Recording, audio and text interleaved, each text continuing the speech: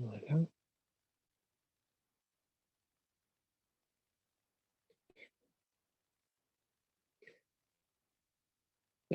Shalom à tous. Est-ce que déjà, premièrement, est-ce que vous m'entendez? Oui, On Lionel, s'entend très on bien, t'entend très Lionel. bien. Lionel, on t'entend. Merci.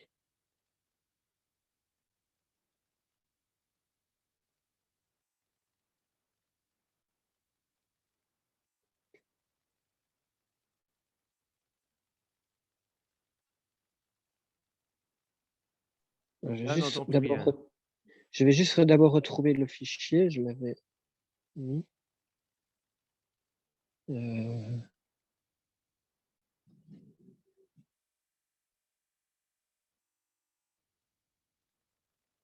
Oh, juste une petite erreur technique pour le fichier, pour le retrouver.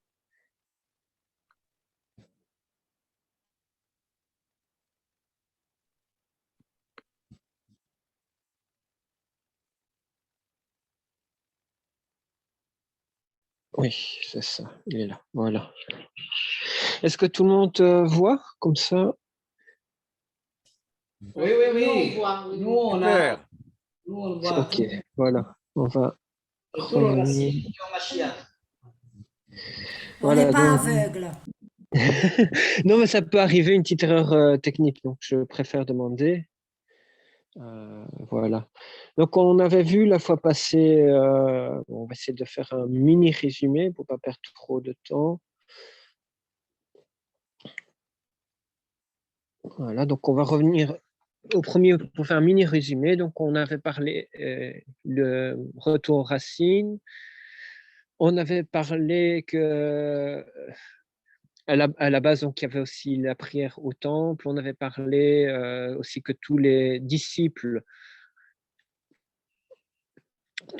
les juifs prient ensemble à la synagogue, que par la suite, avec les faux messies, il y a eu une séparation, il y a eu une cassure, il y a eu beaucoup de faux messies, on avait parlé dans Actes et tout ça. On avait vu la destruction du temple, la dispersion, avec aussi la réforme à Yavne. On avait parlé du Sanhédrin, qu'est-ce qu'il avait fait comme réforme. On avait parlé de la prière à l'hérétique. On avait parlé aussi de l'institution donc du calendrier hébraïque, comme nous le connaissons actuellement. On avait parlé aussi que la version biblique de la Torah, donc la Septante, avait été plus autorisée aussi.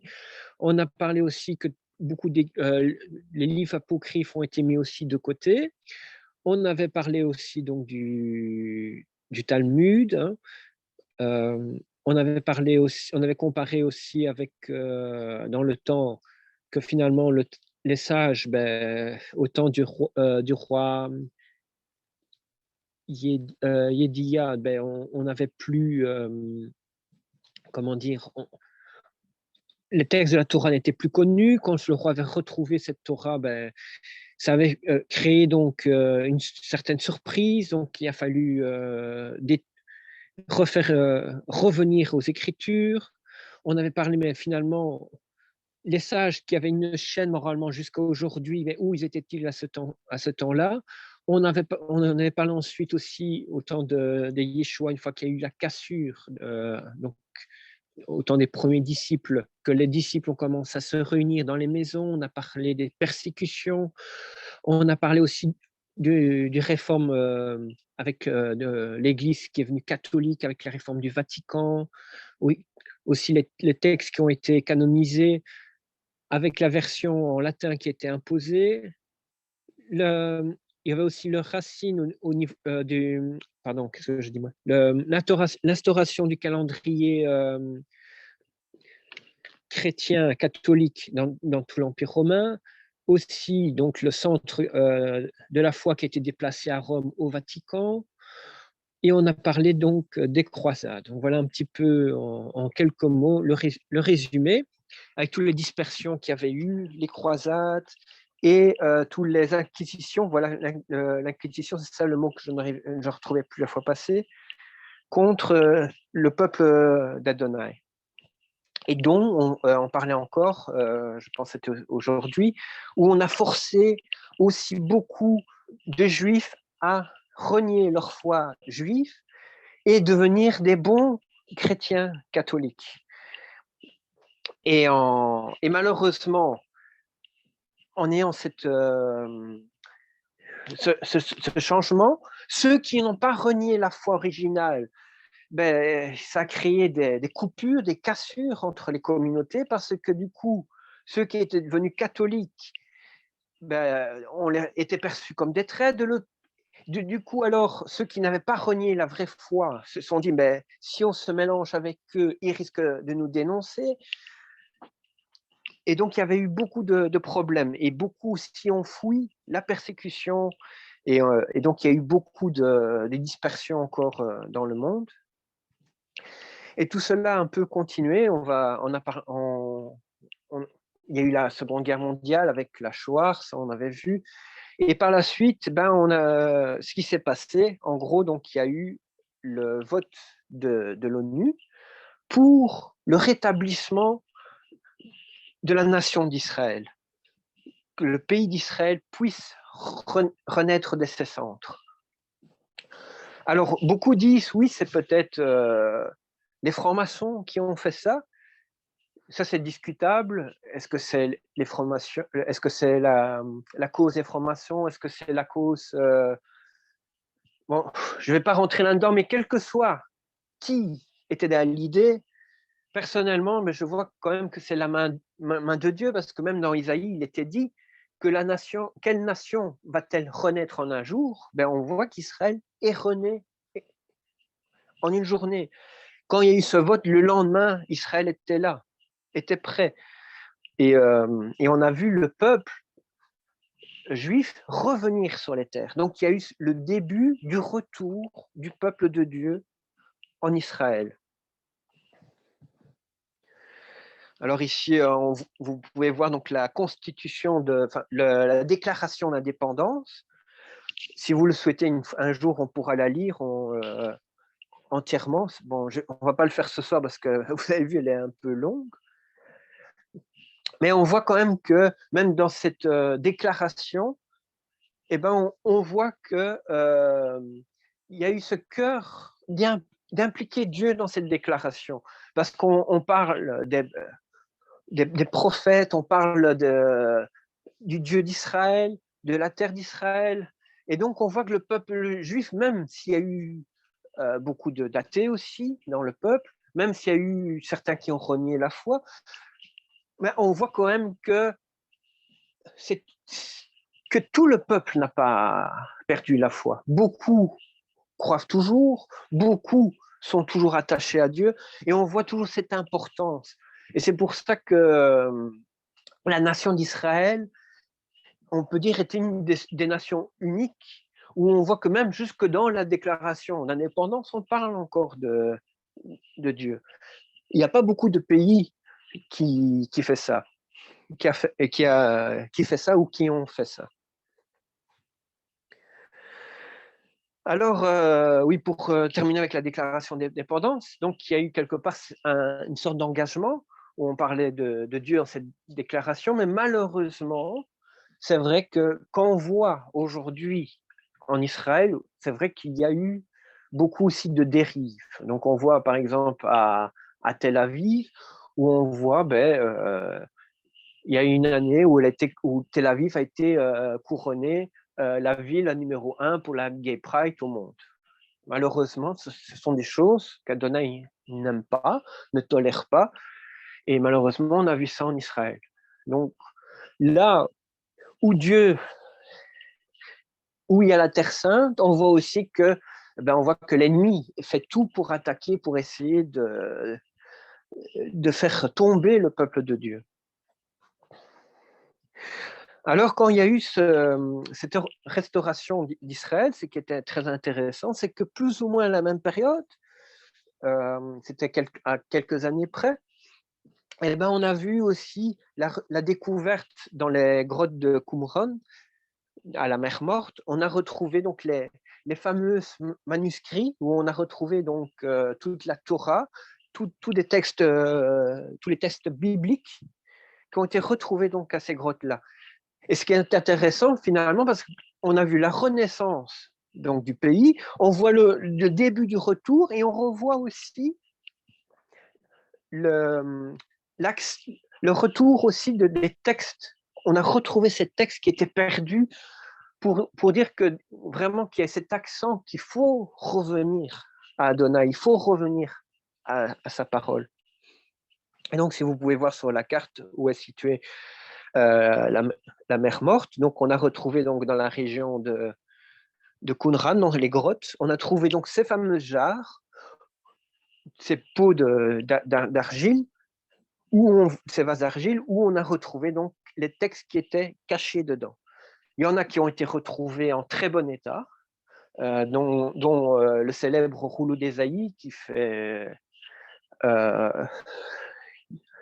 quelques mètres, mais d'autres, malheureusement, ont été retrouvés en petits morceaux. Et donc, il y a eu un grand travail aussi qui est toujours en cours pour d'autres textes qui ont été retrouvés, comme un puzzle, donc un grand travail pour remettre les pièces du puzzle ensemble pour réavoir l'accès aux textes comme ils étaient avant la destruction par le temps de l'assemblage de ces pièces de puzzle.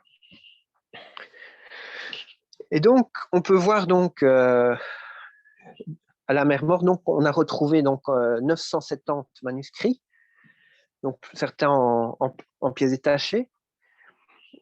Et évidemment, ce qu'il faut savoir, c'est que ces textes ont été écrits entre la période du IIIe siècle avant Yeshua et la période du 1er siècle après Yeshua. Alors, ce qui est intéressant, c'est que dans ce qu'on avait dit, ce que je vous ai dit tout à l'heure, c'est que dans ces textes qu'on a retrouvés, donc par exemple le livre de la Genèse, on a retrouvé aussi des livres apocryphes comme le livre d'Enoch, le livre des géants, la naissance de Noé, l'apocryphe de la Genèse, les documents de Lévi, le livre de l'Exode, l'apocryphe de l'Exode, les visions d'Aram, le livre des Jubilés, le livre des Lévitiques, des Nombres, le livre du rituel de la vache rouge, la liturgie de purification. On a retrouvé donc le livre de Deutéronome, l'apocryphe de Moïse, le Pentateuque retravaillé, le rouleau du temple, pratique de la loi, document de Damas, le règle de la communauté, le livre de Josué, l'apocryphe de Josué, Isaïe, le péché d'Ésaïe, le livre de Jérémie, l'apocryphe de Jérémie, le livre d'Ézéchiel, donc le livre de Pseudo-Ézéchiel, le chant du sacrifice de Shabbat, le livre sur le Nouveau Jérusalem, le livre de Daniel, de Pseudo-Daniel, les prières de Nabonite, le livre des 4 royaumes, les psaumes apocryphes, le pécheur des psaumes et les hymnes. Donc voilà les principaux qu'on a cités. Bref, on a retrouvé du Tanakh donc à peu près tous les textes sauf le livre d'Esther et donc beaucoup de livres apocryphes comme je vous ai cité aussi. Alors, est-ce que vous savez, on a retrouvé ces deux fragments, on a retrouvé aussi d'autres fragments. Est-ce que quelqu'un a-t-il déjà vu ces deux fragments-là? Là, je vous pose la question, et si vous savez à quoi ça correspond, ces deux fragments-là.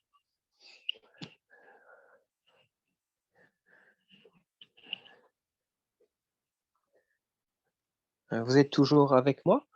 Oui, mais non, moi, j'ai jamais vu. Vous l'avez jamais vu? Je regarde. Non, non. Est-ce qu'il n'y a pas quelque chose de l'égyptien là à gauche? C'est pas l'alphabet, c'est pas Non, l'alphabet. c'est du grec, hein, c'est écrit en oui, grec, oui. ce n'est pas de Ah, l'égyptien. ok, Hein. oui. Eh bien, ça correspond aux évangiles, je crois. Eh bien, exactement, Bernard, tu as bien vu. Donc, à gauche, c'est un fragment de l'évangile de Marc, et à droite, c'est un fragment de la lettre de Timothée. Ce sont deux fragments qui ont été fortement contestés, mais plusieurs scientifiques ont fait des recherches. Il y a eu aussi des recherches avec le matériel aussi qu'on utilise par la police pour des faits de criminologie. Ils ont utilisé aussi. Et ces scientifiques-là ont validé le fait que ce sont des textes qui sont donc celui de gauche, l'évangile de Marc et la lettre de Timothée. D'autres scientifiques ne veulent pas l'accepter parce que ça ne correspondait pas à la croyance populaire, en disant que ce n'était pas possible que dans ces grottes, on peut retrouver des traces de l'évangile de la Bessora et des textes de la Brida d'Acha. Et pourtant, c'était le cas. Alors, ce qu'il faut savoir, grâce aussi à ces découvertes-là, du fait que la grotte avait été scellée avant la destruction du temple, donc, grâce à ça, on sait que, par exemple, la prophétie sur la destruction du temple était une vraie prophétie parce que, justement, les grottes ont été scellées avant la destruction du temple. Donc, ce n'était pas un rajout qui a été fait tardif en disant, voilà, Yeshua avait prophétisé ça, mais c'est beaucoup, on dit, oui, mais c'est un ajout tardif. Ben, grâce à ces textes, ben, on peut prouver en fait que ce n'est pas le cas. Ce n'est pas un ajout tardif parce que l'évangile, donc la Bessora de Marc, circulait déjà avant que les grottes de Qumran, avant que les grottes ont été scellées. Alors, donc comme on a parlé aussi tout à l'heure, on a retrouvé des textes aussi par rapport aux pratiques à Qumran. Donc, on a parlé par exemple, le rituel de la vache rousse. On a parlé des psaumes de Shabbat aussi, qui ont été retrouvés là-bas. Et on a retrouvé aussi les tours de garde par rapport à la sacrificature des prêtres. On le retrouve, cette tour de garde, dans le livre 1 des Chroniques. Donc, c'est David qui avait instauré ce tour de garde, le roi David. Donc ici, on avait déjà vu ensemble, lors des comparaisons des calendriers, on avait vu le tour de garde sur une période de 6 années par rapport au calendrier. Donc, chaque semaine correspond à un tour de garde. Donc ici, voilà la deuxième partie du tableau. Donc, répandu pour une période d'1 année. Enfin, pour 52 semaines réparties sur 6 ans, pardon, excusez-moi.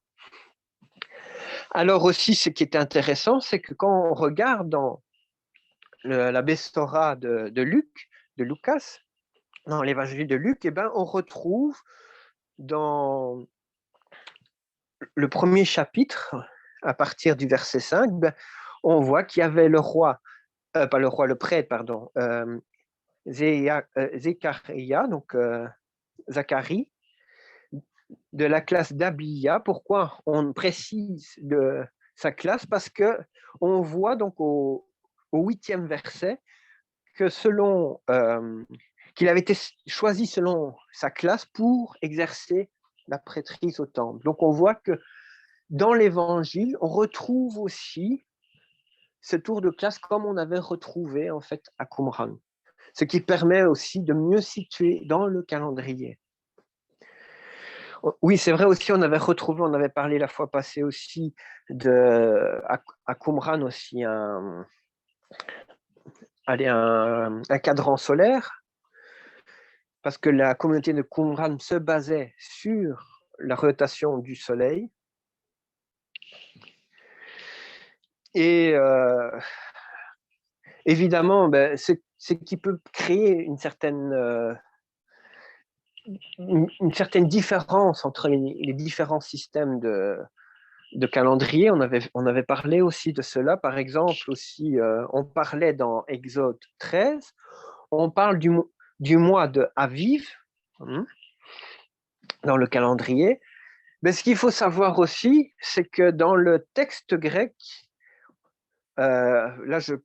pourquoi on parle du texte grec, parce que c'est un texte qui permet aussi de valider depuis quand est fait depuis au moins quelle année on peut retrouver la Torah. On a ici dans la vidéo que j'ai mis dans le lien ici que je vous affiche, il y avait le Rav Shayab qui a fait une démonstration sur l'authenticité de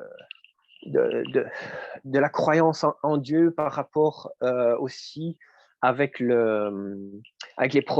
certaines prophéties.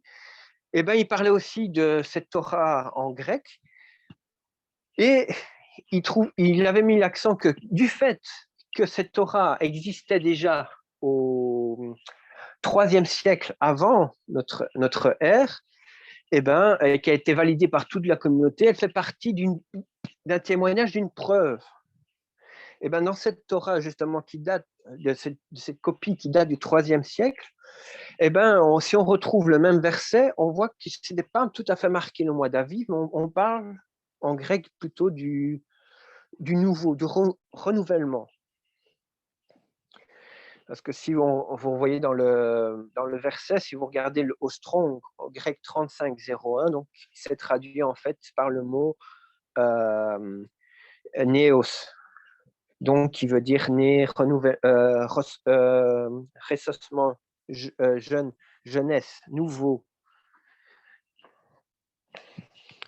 Et donc c'est peut-être un des versets qui expliquerait pourquoi à Qumran, ils n'ont pas mis l'accent sur sur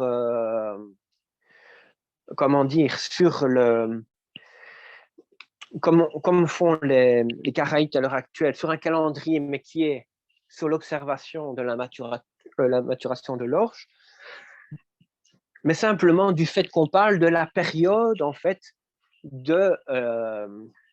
où cette orge arrive plutôt, donc au printemps, au moment où les moissons reprennent, voilà.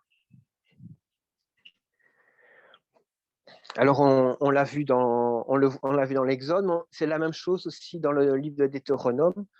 On voit aussi au moment où il parle de Pâques, en anglais, on l'a traduit en rouge Passover, eh ben, il parle aussi dans cette traduction que c'est au moment du mois de renouveau. Voilà. Alors aussi, une argumentation que beaucoup s'y utilisent. Pourquoi les Esséniens et beaucoup qui sont attachés aux Esséniens et qui disent que Yeshua acceptait ce courant essénien, on avait parlé de ce verset-là, c'est pour ça que je l'avais eu en tête samedi, c'est que du fait que Yeshua avait comparé les jours de la journée où il y a la lumière et que le jour de la nuit c'est dans les ténèbres, eh ben, ça fait un peu référence par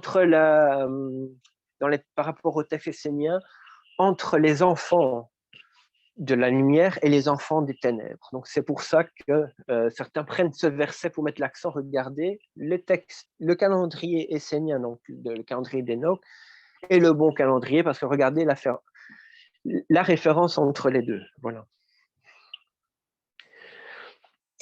Alors, évidemment, chez les Karaïtes, eh ben, ce n'est pas le même système. On avait vu sur la maturation de l'orge qui est utilisé, et tandis que chez les pharisiens, ben, c'est un calendrier maintenant qui est automatique. Donc, il n'est plus sur l'observation directe. Donc, ça, je vous réinvite à revoir les études sur le calendrier pour que vous puissiez bien voir.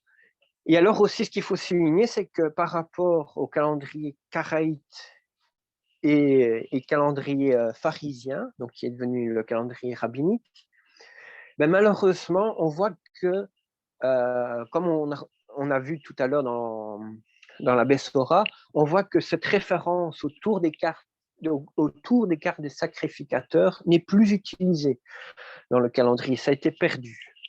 Que dans le calendrier essénien, ben, on a vu avant que le temple soit scellé, il y avait encore ce tour de cartes qui était retrouvé avec leur texte. Alors, beaucoup disent aussi que les Esséniens, et d'où, parce que dans leur texte à eux, on ne se cite pas comme Esséniens, mais comme des fils de Sadoc.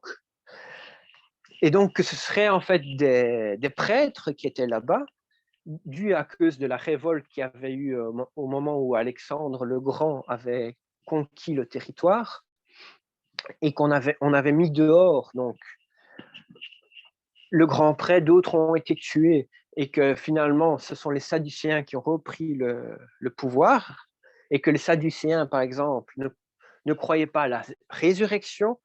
Alors beaucoup ont défendu, regardez dans Actes verset 6, chapitre 6, verset 7, il nous est dit que « Et la parole d'Adonai se répandit et le nombre de disciples se multipliait fort à Jérusalem. Il y avait même un grand nombre de sacrificateurs qui obéissaient à la foi. » Et donc, à travers ce verset, beaucoup voient en fait qu'à travers donc, la communauté essénienne, que beaucoup disent que ce sont les sacrificateurs, ce sont les prêtres, que cette prêtrise-là, eux croyaient à la résurrection et eux ont accepté donc, la foi en Yeshua. Ils ont accepté le Mashiach Yeshua, le Mashiach, oui. Tandis que ceux qui étaient donc sadducéens, eux par exemple, ne croyaient pas à la résurrection et on voit qu'ils ont fait tout un blocage et ont refusé catégoriquement à la fois par rapport à Yeshua, comme certains pharisiens. Chez les pharisiens, donc, il y a eu certains qui ont accepté. On a vu, entre autres, avec Saül de Tarse, qui est devenu Paul de Tarse, qui a accepté la foi. Et on a vu aussi, par exemple, Nicodème, qui était venu aussi pendant la nuit parler à Yeshua. Et on voit aussi dans la Bessora, au moment de l'enterrement de Yeshua, quand il est mis au tombeau, on voit qu'un pharisien l'avait mis dans son tombeau personnel. Donc, tous les pharisiens n'étaient pas contre Yeshua. Certains oui, d'autres non. Alors aussi, par rapport aussi aux textes, on a parlé des textes apocryphes, on a retrouvé dans les textes apocryphes par exemple, les passages qui parlaient de la chute des anges. Alors, quels sont les textes où on parle la chute des anges en dehors des apocryphes? On peut voir dans 2 Pierre 2,4 une citation aussi qui dit « Car si Dieu n'a pas épargné les anges qui ont péché, mais il les a précipités dans les abîmes de ténèbres et les réserve pour le jugement. » Alors, pourquoi on ne trouve que dans Pierre? Certains disent qu'on voit déjà dans le livre de la Genèse, au chapitre 6, mais je n'ai pas le verset en tête, quand on parle des fils d'Élohim. Certains disent que c'est les fils de Seth contre les fils de... les fils de... Oula, je n'ai plus l'autre fils en tête maintenant. De Caïn, voilà, ça m'est revenu. En fait, à travers le récit apocryphe, il est dit dans le récit apocryphe que c'était réellement des anges qui auraient chuté. Et c'est ça qu'on retrouve aussi dans le verset de Pierre où il dit que les anges ont été précipités.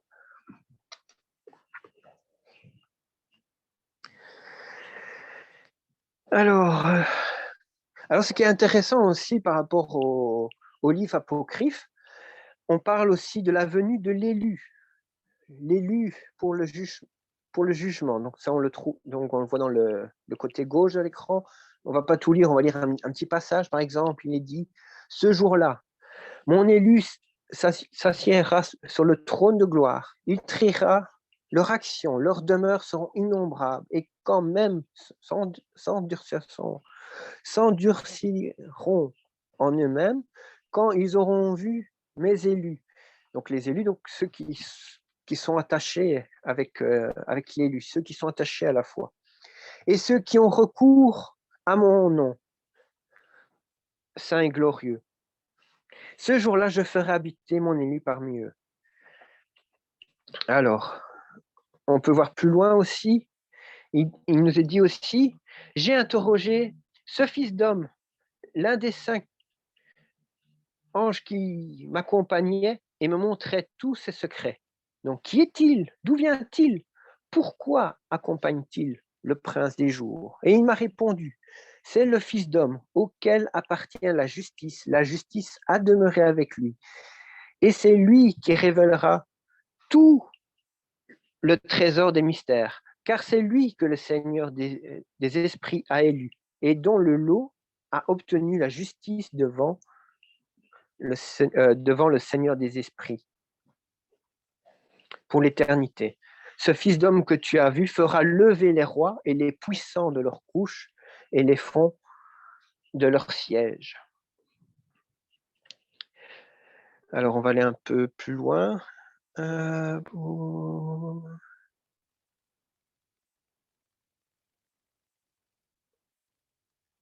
Parce qu'on ne va pas tout lire parce que ça prendra du temps, mais on voit qu'il y a cette conception du Fils de l'homme, l'élu d'Adonai. Donc, qui est cet élu? C'est loin, c'est le Mashiach, en fait. C'est ça qui est parlé. Donc, il y avait donc cette conception du Mashiach qui était déjà connue dès les origines. Et c'est pour ça que beaucoup aussi dans la communauté essénienne ont cru en Yeshua parce qu'ils ont retrouvé à travers leur texte, ils ont retrouvé donc ce rapport avec Yeshua. Par exemple, il y avait un passage aussi apocryphe où il est dit que la sagesse n'aura pas de lieu pour se reposer. Et Yeshua avait dit, le Fils de l'homme n'a même pas un endroit pour poser sa tête. Donc il y a certaines correspondances qu'il y avait eu.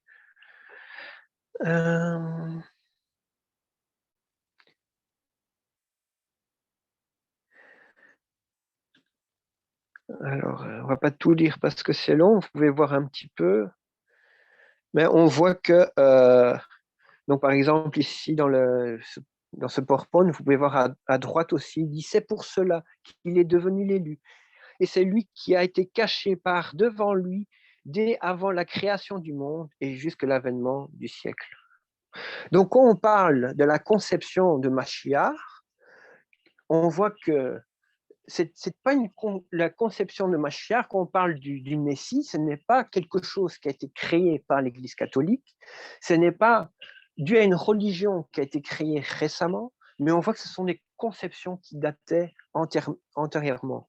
On l'a retrouvé à Qumran, on le retrouve aussi dans les traditions du Talmud, aussi on trouve les conceptions sur le Mashiach.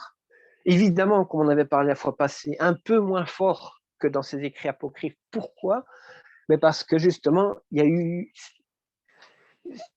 a eu cette idée d'éviter de nouvelles révoltes, et c'est pour ça qu'on a un peu atténué ce concept de la venue du Mashiach.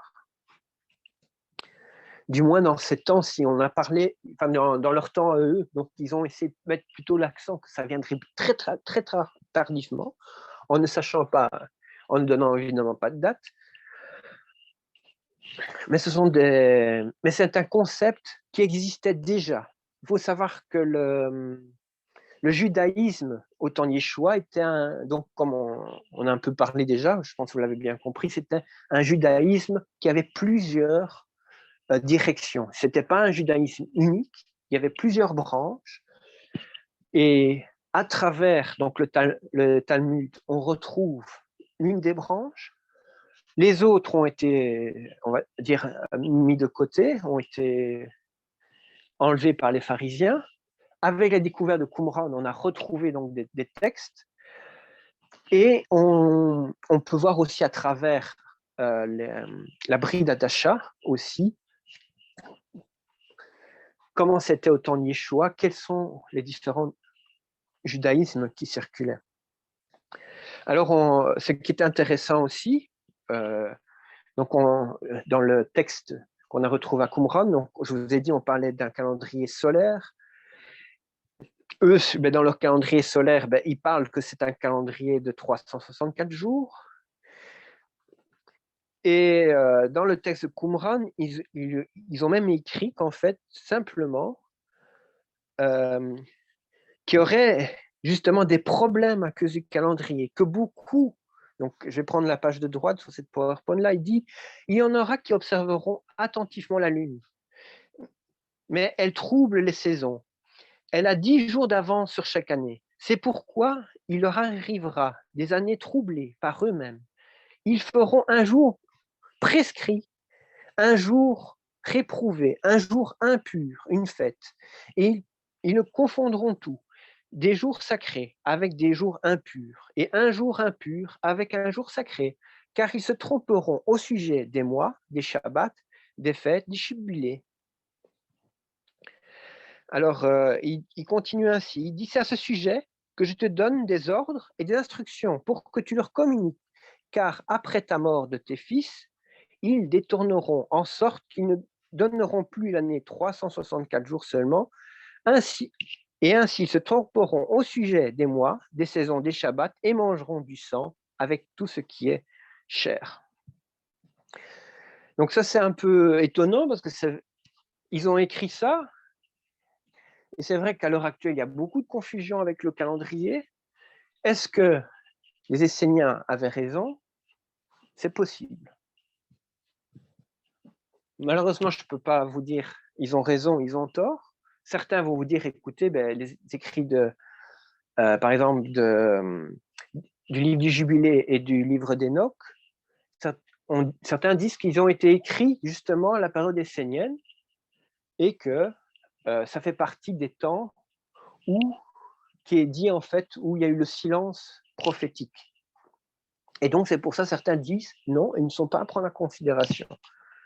Mais d'un autre côté, avec ces écrits, on voit qu'il y a des écrits flagrants qui parlent que le calendrier serait plus pratiqué correctement, les dates on ne sait plus quoi, et on parlait de Mashiach, et ce sont des textes qui mettent l'accent sur Mashiach, mais qui ont été mis de côté. Alors, on pourrait se dire, si ils étaient réellement les sacrificateurs, est-ce que nous ne devrions pas faire comme le roi avait fait à l'époque, quand ils ont retrouvé les textes? Ça, c'est une bonne question.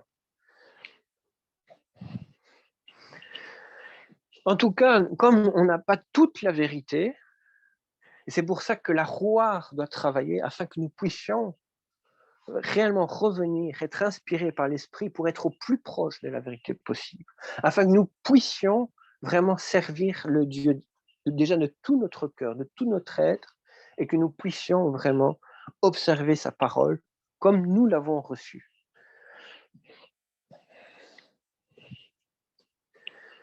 Les Éthiopiens avaient reçu aussi certains livres apocryphes.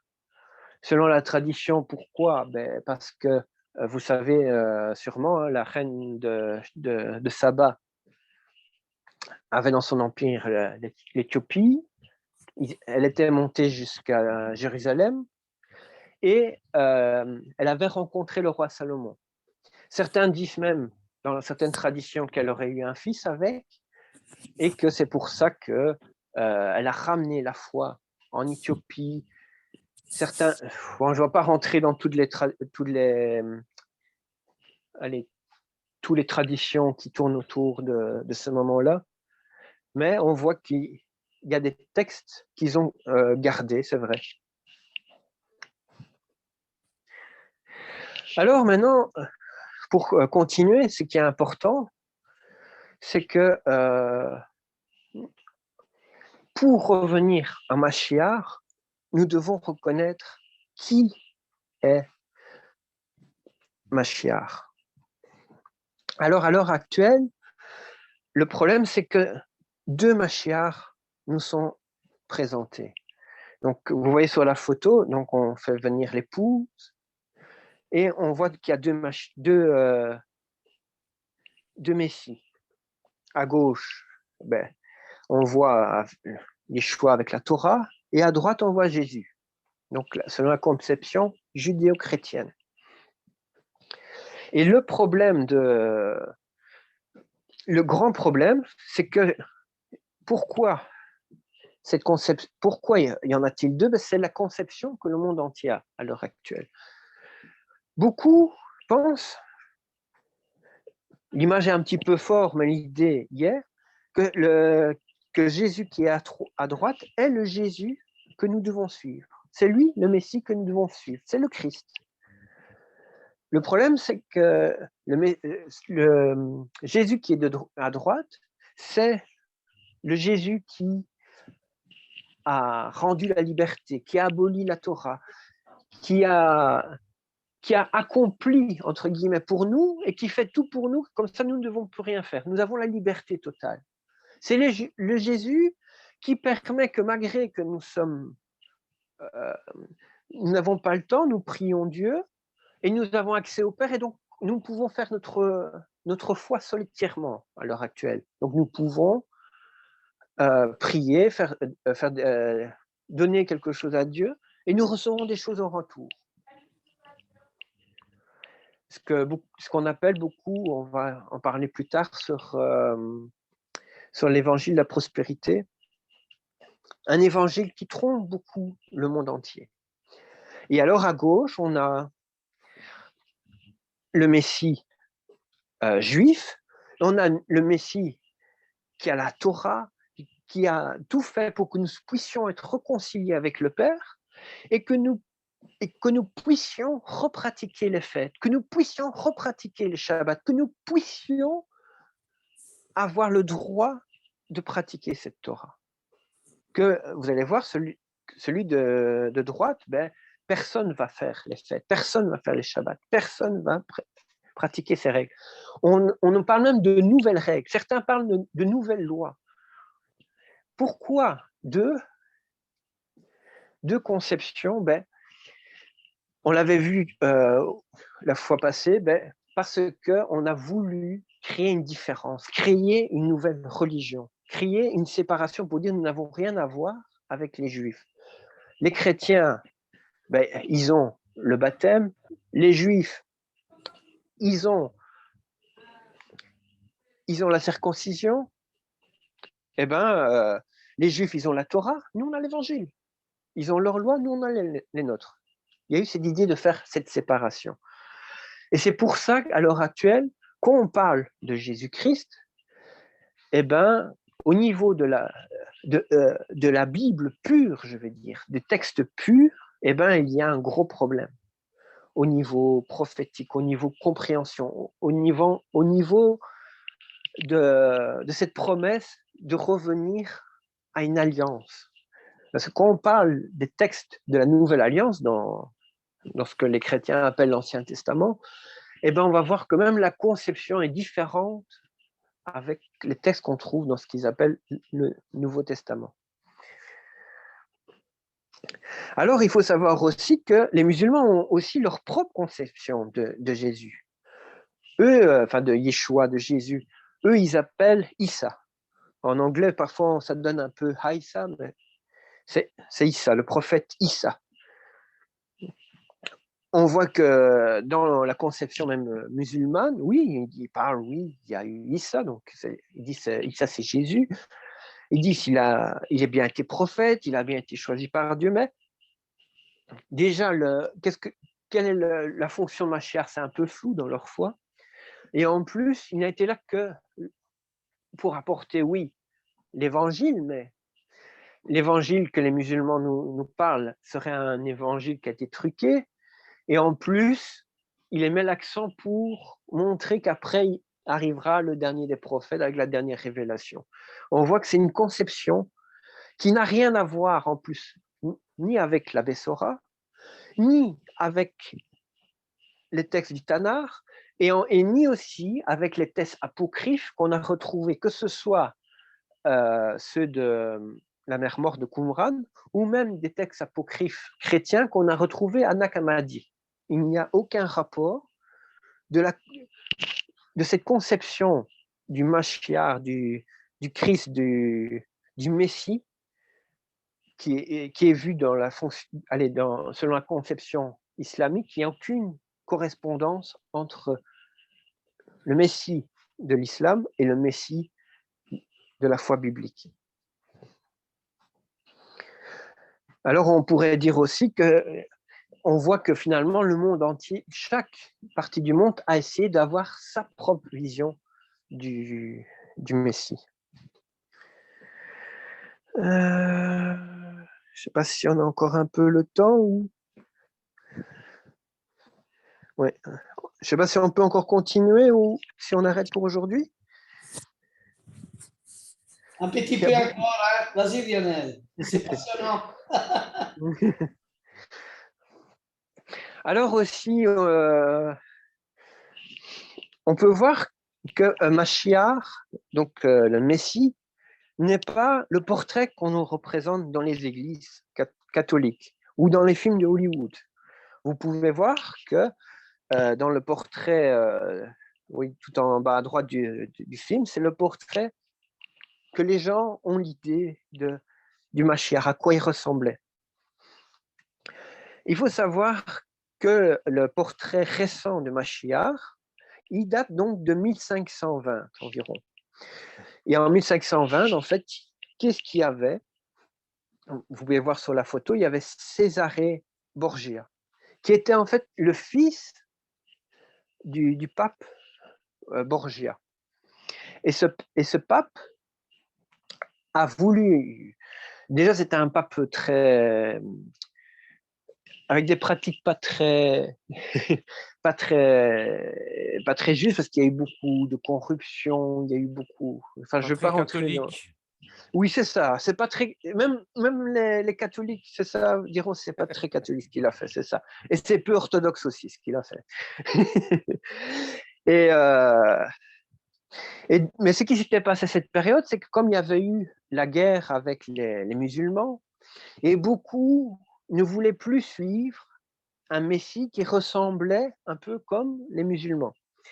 Et donc, le pape a réfléchi et s'est dit, ben, c'est simple, on va donner au peuple une autre visage de Jésus-Christ. Et ben, il a choisi son propre fils pour faire les peintures plus récentes. On a mis le portrait de son fils pour représenter donc Jésus-Christ. Évidemment, le fils aussi n'était pas très catholique non plus.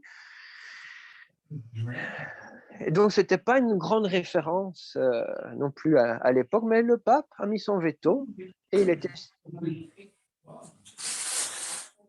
S'il vous plaît, les micros. Et le pape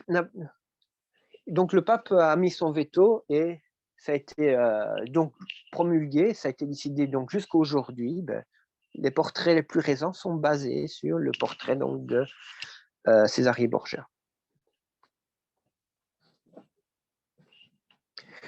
Alors, ce qui n'est pas non plus le Mashiach, c'est qu'aussi dans beaucoup d'églises catholiques, on voit encore le Mashiach, encore bébé, on voit toujours un bébé, un bébé, un bébé. Il ne faut pas oublier que le Mashiach n'est pas resté bébé toute sa vie, il a grandi. Mais dans la foi catholique, il est resté bébé. Et en plus, sa mère a été perçue comme une divinité, donc comme une déesse. Et donc ça fait partie d'un grand problème, parce que qui peut donner un titre de divinité ou mère de Dieu? Je ne sais pas si on peut comprendre ce statut mère de Dieu. Oui, Myriam, qu'on dit Marie, est la mère de Yeshua, c'est vrai, mais elle n'est pas mère de Dieu. Elle n'est pas la mère du Père, elle n'est pas la mère de la Rouar. Non. Elle n'est pas la mère du Dieu un d'Israël. Et comme on en a parlé tout à l'heure, ce sont des conceptions qui ont été faites pour essayer justement de recréer une foi qui est différente. On peut voir que finalement, le portrait, cette conception d'une déesse mère avec son enfant, on le retrouvait dans l'Égypte. Mais on l'a reporté dans la foi pour montrer cette différence entre juifs et catholiques et pour essayer de montrer aussi que finalement, la foi catholique a une ressource plus ancienne, mais qui était tout à fait fausse. D'où les différences entre la foi catholique et les paroles bibliques.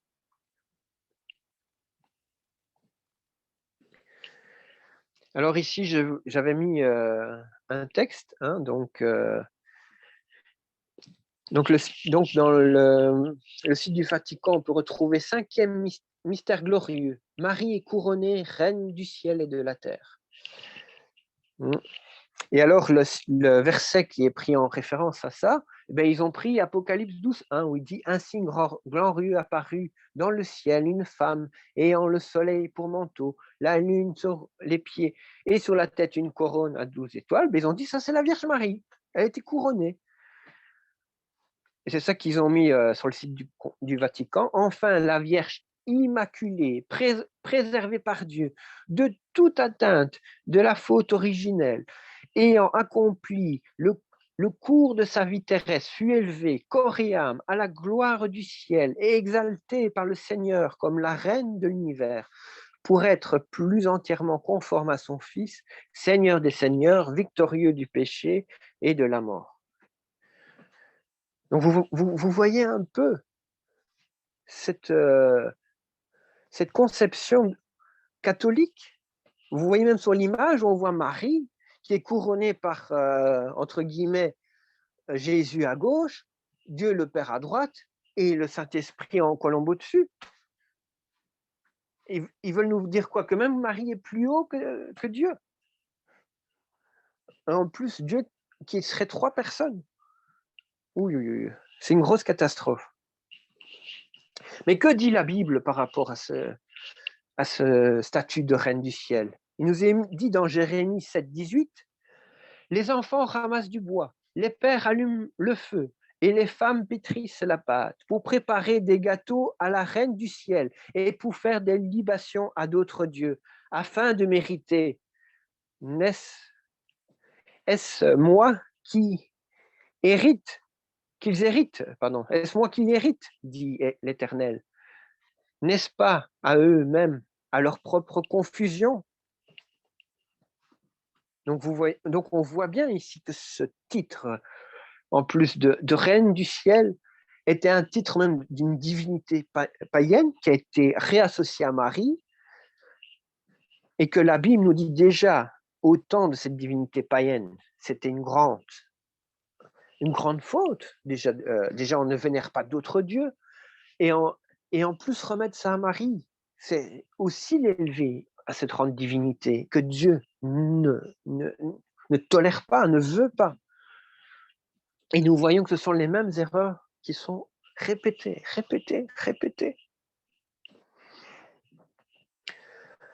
Nous devons revenir à la Torah. Nous devons revenir aux écrits bibliques, comme Adonai veut, et pas à des traditions qui n'ont rien à voir. La conception de la foi qui a été donnée par le catholicisme et qui a engendré par la suite le protestantisme et l'islam et l'orthodoxie chrétienne sont des conceptions erronées. Et c'est pour cela que le fondement n'est pas bon. Nous devons revenir au vrai fondement. Nous devons revenir à qui est réellement Yeshua. Alors, on voit ici, donc, si on ferait aujourd'hui avec le code génétique, si on ferait une prise d'ADN, on va voir directement qui est Yeshua. On va voir qu'il n'a rien à voir avec Césarée Borgia. On va voir par rapport aux écritures, aux témoignages qui ont été faits dans la Bessora par Luc. Il nous est dit à Luc 3, 26 à 38, il nous est dit, je vais essayer de le prendre rapidement, donc 26 à 38, 3, 26 à 38. Donc, il nous est dit que Yeshua, on voit que Yeshua avait environ 30 ans quand il commençait son ministère. Il était, comme on le pensait, fils de Yosef, qui était lui-même descendant d'Élie, de Lévi. Donc, on voit ici qu'il y a toute une descendance, si vous voyez dans le passage, toute une descendance, juif, pas grec, ni romain. Et vous allez voir aussi dans le livre de Matthieu, de Matthieu, vous allez voir que c'est une descendance juive et beaucoup oublient cela. Beaucoup.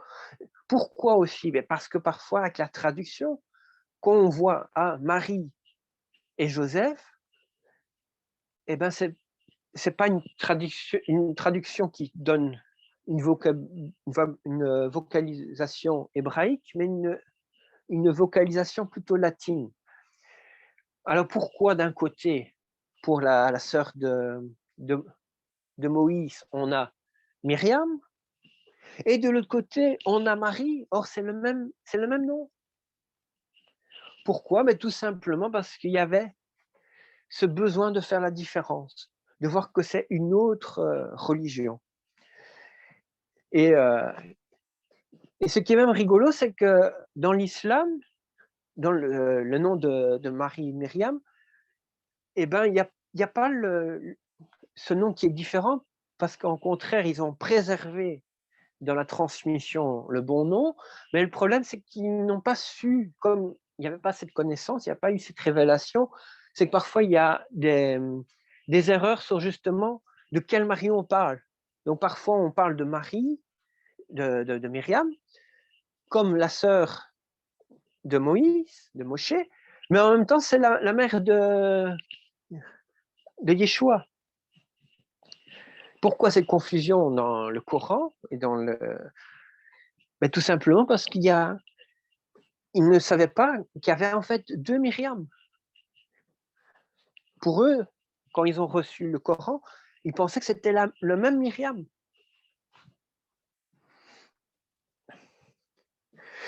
Et alors aussi, comme il nous est dit aussi, il ne faut pas oublier que Yeshua est né à Bethléem, comme il est dit dans Matthieu, donc le livre de Matthieu, chapitre 2, verset 1, Yeshua naquit à Bethléem, sur la terre de Yehuda, à l'époque où Hérode était roi.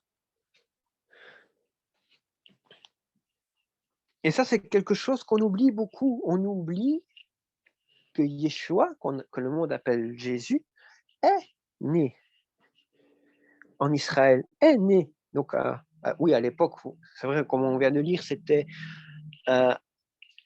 sur la terre de Yehuda, c'est en Judée qu'il est né, à Bethléem. Mais il n'était pas né à Rome, au Vatican, ou il n'était pas né à Constantinople, ou il n'était pas né à côté de la Mecque. Non, non, non, il est né à Bethléem. Oui, il est né à Bethléem. Il a grandi en Égypte. Ensuite, il a été à Nazareth. Donc, Égypte, pays voisin d'Israël. Pourquoi il a été en Égypte? En référence au verset où il dit « J'ai appelé mon fils hors d'Égypte ». Donc, on voit ça dans le livre de Matthieu, chapitre 2, au verset 15, on voit cela.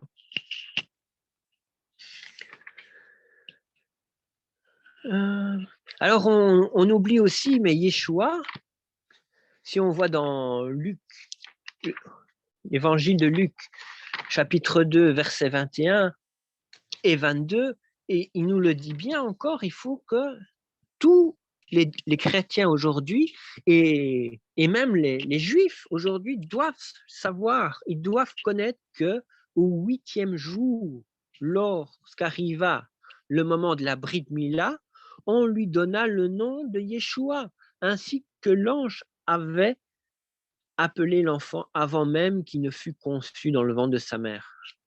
Quand il vit le jour de la purification selon la Torah de Moshe, ils emmenèrent l'enfant à Yerushalayim pour le présenter à Adonai, selon ce qui est écrit dans la Torah d'Adonai. Tout garçon premier-né sera consacré à Adonai, et pour offrir en sacrifice une paire de tourterelles ou deux jeunes pigeons, comme cela est prescrit dans la Torah d'Adonai. Et ça, beaucoup ont oublié que Yeshua a eu donc cette Brit Mila. Il a été présenté au temple, comme tous les Juifs de son époque, et comme aujourd'hui aussi, tous les Juifs font encore la Brit Mila. Ce sont des principes qui n'existent pas dans la foi, on va dire, catholique et protestante. Mais Yeshua a fait, et normalement, même quand on parle d'être imitateur, si on veut imiter à tout point Yeshua, ben, ça veut dire que, logiquement, nous devrions aussi le faire à nos enfants.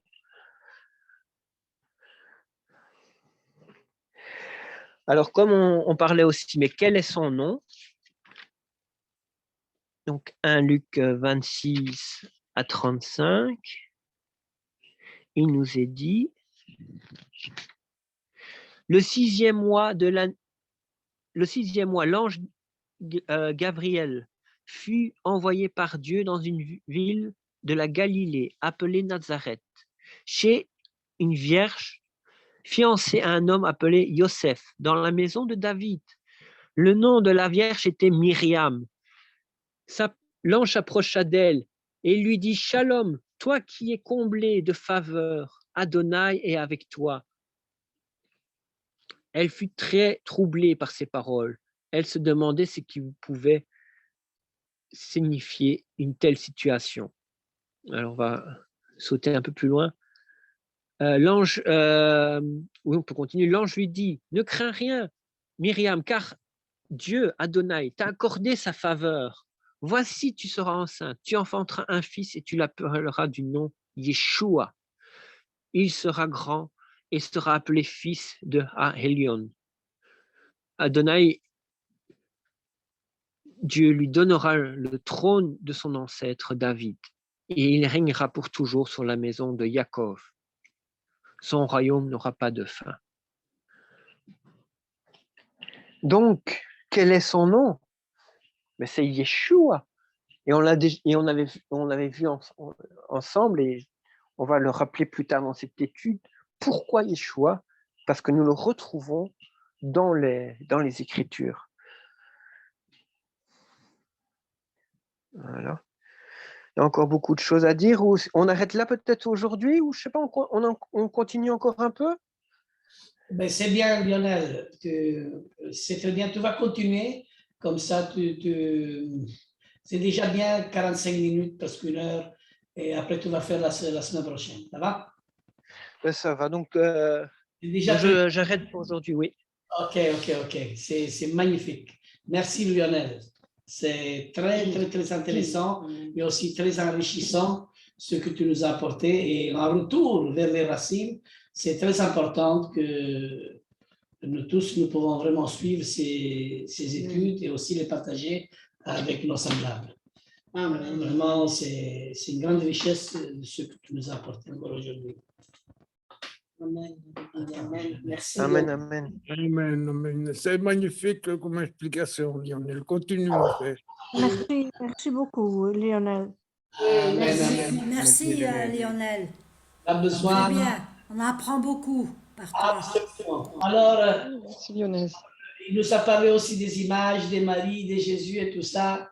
Alors, purifions notre cœur, notre maison, purifions-nous tous, afin que nous ayons vraiment toute notre être entier à l'intérieur de nous, même chez nous, afin que tout soit pur et propre. Merci Lionel, tu nous as beaucoup parlé aujourd'hui, à chacun de nous, que l'Éternel te bénisse. Par contre, je voulais dire un petit truc. Enfin, moi, je l'ai lu. Maintenant, après, il faut vérifier. Hein. Par rapport à Marie, j'avais lu sur un livre chrétien qu'il Ouais. était question qu'en fait, c'est quand il y a eu dispersion des disciples que, à un moment donné, par rapport à l'évangélisation, il y a eu de plus en plus, en fait, vu que les nations étaient plus nombreuses que les Juifs. Donc, du coup, il y a eu des choses qui se sont introduites dans les communautés très rapidement avec les idoles et tout ça. Et particulièrement par rapport à Marie, ce que j'avais lu, c'était qu'il y avait une déesse à Rome et qui était une déesse de la prospérité ou quelque chose comme ça. Et qu'il y avait, il y avait cette statue-là avec la déesse et l'enfant, le petit enfant dans les bras, et qu'ils ont donc fait une transformation en disant bah, écoutez, vous adorez plus maintenant cette déesse-là, mais maintenant vous allez, voilà, c'est Marie avec Jésus. C'est ce que j'avais entendu, c'est ce que j'avais lu, maintenant à vérifier, hein, mais que c'était pendant la dispersion donc, des disciples, les persécutions, tout ça, qu'il y avait eu, lors de l'évangélisation, après qu'il y avait eu ces transformations-là de fait. Maintenant à vérifier. Hein. Oui, oui, bien sûr, bien sûr. Il y a d'ailleurs ce que tu viens de dire, je pense que c'est encore là à Rome, il n'y a rien qui bouge. Non? Il n'y a que le Seigneur qui vient changer tout ça. Mais c'est fort possible, hein, Anne-Marie, hein, comme tu le dis, que c'est une pratique qui se faisait beaucoup.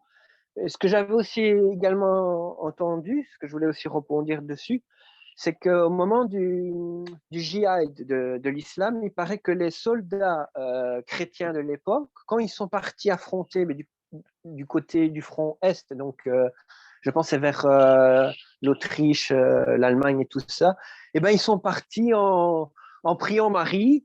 Il y a eu la victoire et c'est pour ça qu'ils ont dit ah ben comme il y a eu la victoire, c'est que Marie nous a soutenus, elle nous a protégés, elle nous a préservés. C'est pour ça qu'ils ont continué et ils ont renforcé cette foi Marie. Oui, oui, Voilà. oui. Même Mais Pio. ça, c'est typiquement catholique, hein, ça. C'est typiquement catholique, c'est-à-dire ils prennent les dieux païens et ils les canonisent. Ici, dans ma région, c'est incroyable. Ils ont bâti des églises sur des temples romains. Ils ont, ici, il y a une fontaine, je ne sais plus comment elle s'appelle, c'est Sainte Machin Chouette, enfin, ça n'a pas d'importance. Eh bien, c'est une eau miraculeuse, c'est-à-dire que cette eau-là peut guérir les maladies de peau. Eh bien, on attribue ça à un saint ou l'autre, mais en réalité, ça date de l'Antiquité où il y avait des druides avec la nature, etc., qui s'occupaient déjà de ça. Alors, ce qu'ils ont fait, ben, ils ont canonisé les anciens dieux, les anciennes croyances, les anciennes coutumes. Ils en ont fait des saints catholiques. Quoi. C'est incroyable, hein? Tu sais, Bernard, le 1912, ça veut dire un siècle et quelque chose d'ici, hein? C'est le pape Pio XII, je pense. Oui, il n'y a pas longtemps, oui. Oui, pas longtemps qu'il a dit Marie qui était allée au ciel avec son corps, son âme et son esprit, qui est sans péché, et toutes les histoires. Hein, D'ailleurs, il faut se purifier de tout ça. Moi aussi, j'étais jeune, j'avais aussi des images de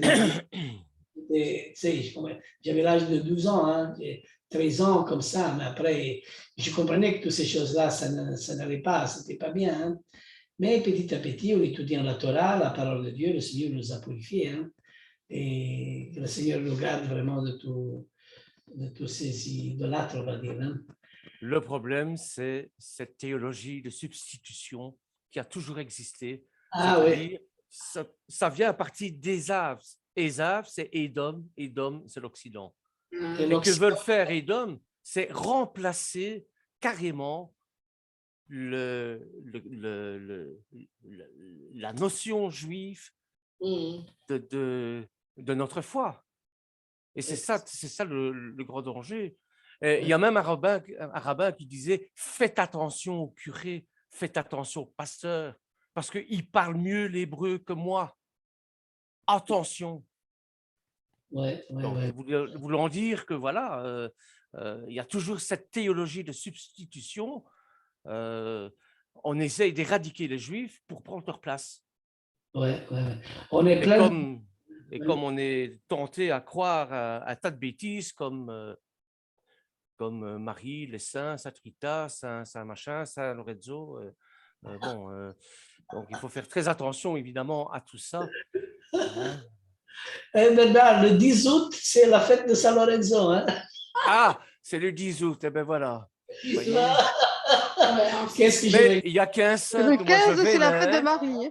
Le 15, c'est la fête de Marie. Hein. Donc, Il y a qu'un saint que je vénère, c'est Saint Bernard, parce que lui, du moins, il a un tonneau rempli d'alcool. Il va secourir les pauvres dans la montagne. Voilà. Anne-Marie, il avait répondu le 15. C'est vrai, j'avais oublié que le 15, c'est celle de Marie. Oh là là là là. Aïe, aïe, aïe, on est plein dedans. On est plein dedans. Nous, on est au Carrefour. On est vraiment ici en Europe. On est vraiment mieux des Alpes. On est vraiment mieux. Alors, C'est pour ça qu'on n'est pas... n'oublions pas que Yeshua, c'est un juif sur le bout des doigts. Et s'il y a quelqu'un qui peut nous enseigner sur lui, ce sont les juifs. Parce que c'est leur religion, c'est leur conception, c'est pas la nôtre. C'est leur conception à eux. C'est comme Bernard, si je voulais apprendre à Lorenzo à parler l'italien. Bernard, c'est pas que sur le bout des doigts. Hein. Sinon, ça fait pas grand-chose. Il y a un bout qui lui manque, mais ça, c'est vraiment un juif. Hein. Non, je comprends la pensée de Bernard, Anne-Marie. C'est-à-dire, il y a quelqu'un qui n'est pas juif, mais il veut apprendre l'hébreu à Bernard. Alors, Bernard, là, il est furieux là-dedans. Voilà, exactement. C'est comme lui, il veut dire, écoute, c'est comme je dirais à Lorenzo, qui est italien, de lui apprendre à lui l'italien. Hein? C'est ça, un peu ça. Hein? Mais j'ai des racines juives, Bernard. Je suis juif aussi comme toi. on est comme toi. Ouais. Voilà. C'est ça qu'on avait vu aussi la fois passée, qu'on avait vu l'étude sur la Bible. Le gros problème qu'il y a, c'est qu'en fonction, il y en a beaucoup qui vont étudier l'hébreu ou le grec ou quoi, mais ils vont traduire, mais selon leur croyance. Donc, tu vas avoir un catholique qui va le traduire à la mode catholique, un protestant va le traduire à la mode protestante, et un orthodoxe selon la mode orthodoxe. Voilà. À la mode grecque. Bien, bien, bien, bien. Alors, il y a Julia qui nous informe. Ah oui, il y a une bonne nouvelle, c'est-à-dire... Elle a mis... Alors, quelle est la nouvelle? Alors, bonsoir, chère communauté, l'Éternel vous bénisse. Nous vous demandons de prier pour Carolina, qui est dans son processus de préaccouchement. Délivrance. Alors, la délivrance. Alors, nous, on a répondu déjà, hein? Violette aussi.